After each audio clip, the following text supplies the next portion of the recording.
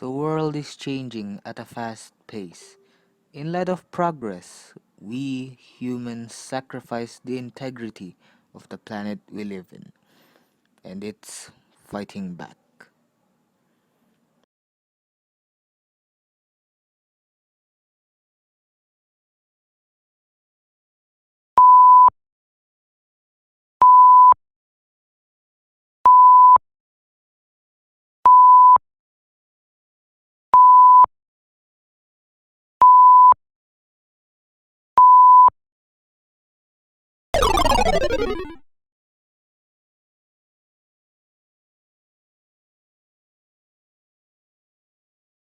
Since most of the areas in Imus are lone flooded area, the barangay implemented a weekly cleanup drive to prevent the severity of the floods. That's why the government issued policies throughout the country considering the disaster that could happen. That's why we visit Alapan one day in Imus, Cavite to check whether how they prepare for the disaster and implement the efficient actions to be taken in that city or area.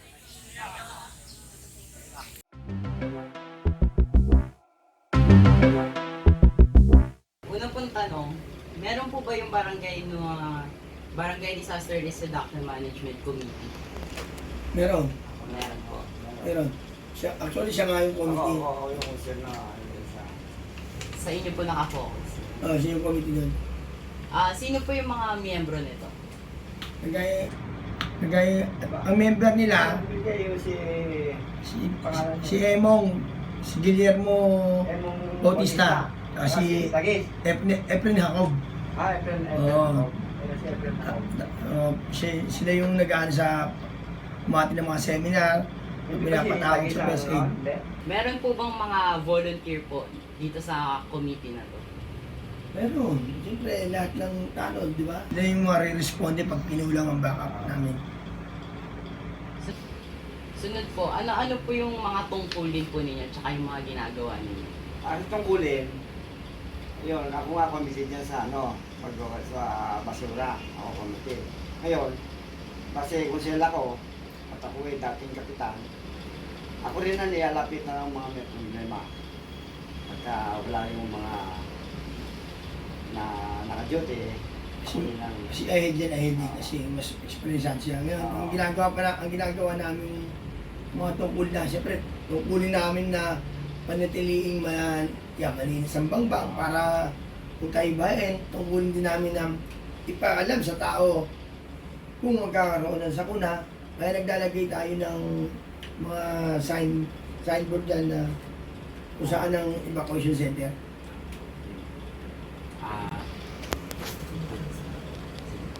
Sunod po, ano-ano po yung mga hazards o yung mga maaari pong mag-cause ng disaster na pinaghahandaan niyo po dito sa Magsura barangay? sa bangbang, no? Abahan dyan, naulan ng ulan yan. Kaya nasabi yung malakas ng bagyo, darating yung para nakita na yung mabahan na, yan. So, nag-ano na kami lang, merong mic na Pinaka kasi dito, major problem dito yung bangbang. Diba? Pag yung tawa kasi, siya walang disiplina ta. Ang laki ng bangbang dito. Pag yung basura, yan, pag napuno, binaba. Diba? Apaw, babahan tayo. Tsaka isa pa, sa subdivision, sa dami ng subdivision, wala nang mapuntahan ng tubig. Baga, ay ang kanal pa naman natin ay malaki paliit. Siyempre napupuno yung volume niya pag nagsabay-sabay. Kaya bumabaha. So next na tanong po, ano po yung mga proyekto yung na maaari niyo pong paghandaan para po sa mga possible disasters sa community? Yun, yung gaya ng pagbili ng mga equipment sa gagamitin sa safety. Gaya ng mga bota, pote, gloves, tapos helmet, flashlight, dito. Ibig sabihin po meron na po handa po May dito nakahanda na sa kami dyan, barangay. nakaprovide na yun. meron pa mga mga gamit namin na nakahanda. Kasama na din po ba dun yung pagre-rescue po kung sakaling merong ano? Oo, siyempre, kinakailangan. Talagang mayroong mga rescue, talagang Naka-standby kami dito sa barangay. In case na may tumawag sa amin, tapos bukod doon, may nag-iikot. Pwede namin. Ng mga sino tutulong, yung mga... Yung nga, yung constituent natin. Ayun, yun nga, hingi kami ng may darating na bagyo. Palatawag namin yung mga kakilala namin. Mga presidente ng asosasyon. Oo. Ayun, nalagay namin doon sa mga presidente ng asosasyon. Ilan yung presidente dyan, ilan yung apat na subdivision dyan. Netext namin, sabihin namin na ganoon, maganda kayo, at darating yung ganoon sa kuna. Kung kailangan yung tulong namin, nandito namin sa barangay, may nag-iikot dyan. At isa pa, ang inaano namin, kagaya ng ang munisipyo, may tinatawag na basura rapol para ma-encourage namin na sumunod sa amin. Nagkaroon tayo ng basura rapol. Yan ay ano ng munisipyo yun. Binaba dito. Yung basura rapol, kapag ikaw yung nakapagpalit ng 1 kilong basura, may ilang itlog makapalit doon? Ilang itlog? Okay? Hindi, kung 1 kilo nga. Mga 1 itlog, ano? Dalawang itlog sa 1 kilo. Ngayon, yung mga plastic na kagaya ng Tetra Pak, gano'n, tapos yung mineral, basta yung recyclable. Tapos yung pag mas siguro mga 5 kilo, mga 1 kilong bigas na. Yun ang ginagawa namin para. Tsaka yung pag merong ilalagyan nga namin ng signs na kung saan pwede magtapon ng basura at kung saan hindi pwede. Meron din po ba kayong mga signages na nagtuturo po kung saan pupunta tuwing evacuation? Yun ang gaya ng sabi ko ang pala yun. Nakalagay yun sa railings. Yun, merong araw. Nakalagay doon na this is the evacuation letter.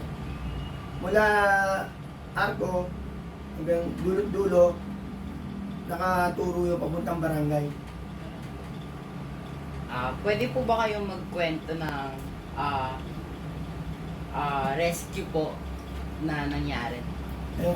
Yung rescue. Sa rescue, talagang marami akong nompa, pero wala nompa, medyo nalimutan ko na yung ibang ginawa ko nung ako kapitan. Yung action ng Ngayon, sa mga rescue, pagka mayroong problema dyan sa Alposo, metex ako ng mga presidente.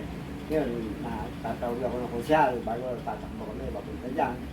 Pagka naman mayroong mga sakuna na dating ang bagyo, yun, nagtatawag din ako ng mga konsyal para sabihin yung mga tao sa mga subdivision para makapaganda sila. Alas yung 2017, nagkaroon tayo ng malakas na pagbinon. Bumaha itong Alapan, especially ang lumubog ang Alfonso.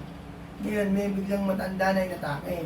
Siyempre, medyo malalim ang tubig. Ang ginawa namin, siyempre, hindi man tayo hindi man natin i-expect na gano'n, hindi man tayo pag-provide ng bangka. Ang ginawa namin, yung stretcher namin na plastic, doon namin isinakay.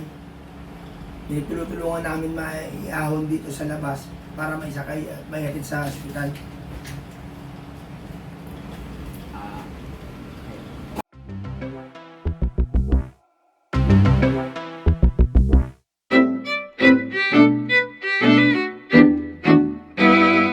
According to barangay officials, typhoons and heavy rains are the main focus of the committee because of the flood-prone areas.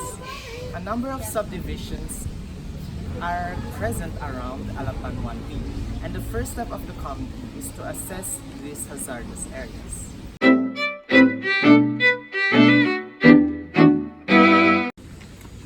Included in the efforts of the barangay to create a well-rounded disaster plan is the implementation of the project called Basuraphone. This raffle or program is given to them by the higher ups from the city hall for implementation on a local level. This raffle or program is tasked to create raffles that people can join to for them to trade their junk such as plastic bottles and boxes for other materials that they can use at home. This program is to ensure that their problem in segregating waste is solved rather than, which is the number one cause of the floods in their area.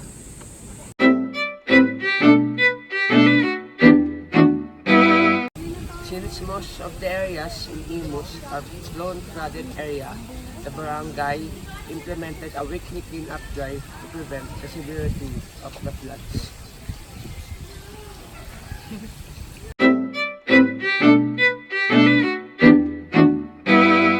According to the barangay officials, the barangay is well prepared and well equipped with safety or emergency equipment for rescue, especially for typhoons such as raincoats, gloves, boots, flashlights, helmets, whistles, and even emergency vehicles.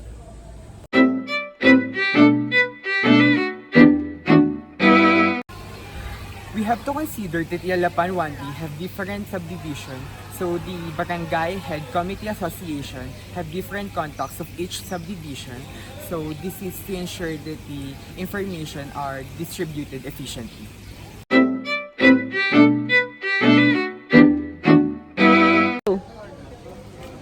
The evacuation plan for the Barangay Alapan 1B has specific checkpoints that you can go to depending on where you are when disaster strikes.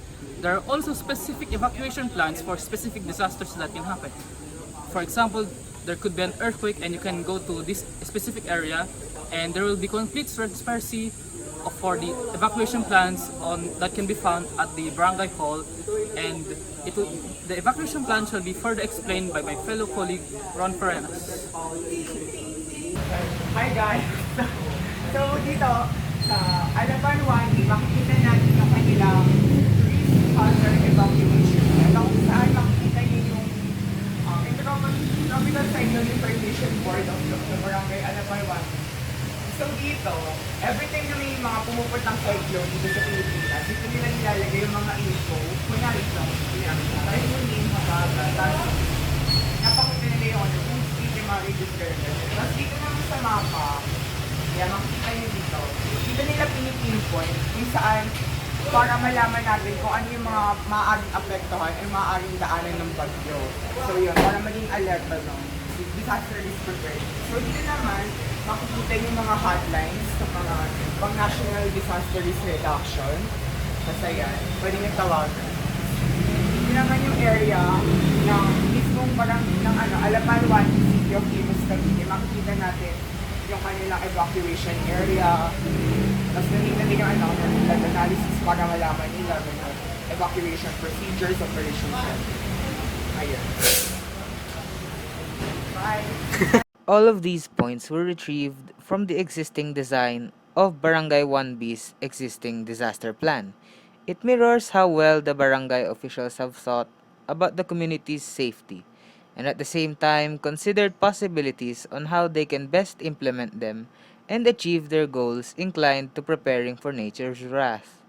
However, these plans can be further improved. Here are some of the changes that we think is necessary for a better model. In addition, we also included new concepts based on what the officials told us.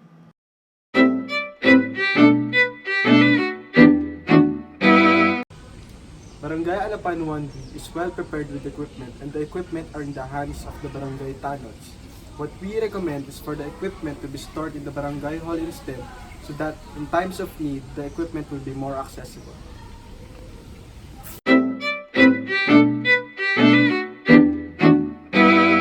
We recommend the implementation of more frequent seminars around the area of Alapan 1B to help prepare citizens for any upcoming disasters.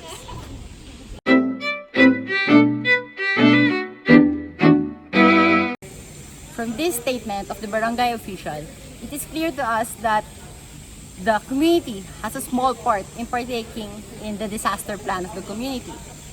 In light with this, we would like to recommend that the barangay officials implement their projects more strictly for better results in the area of the disaster preparedness.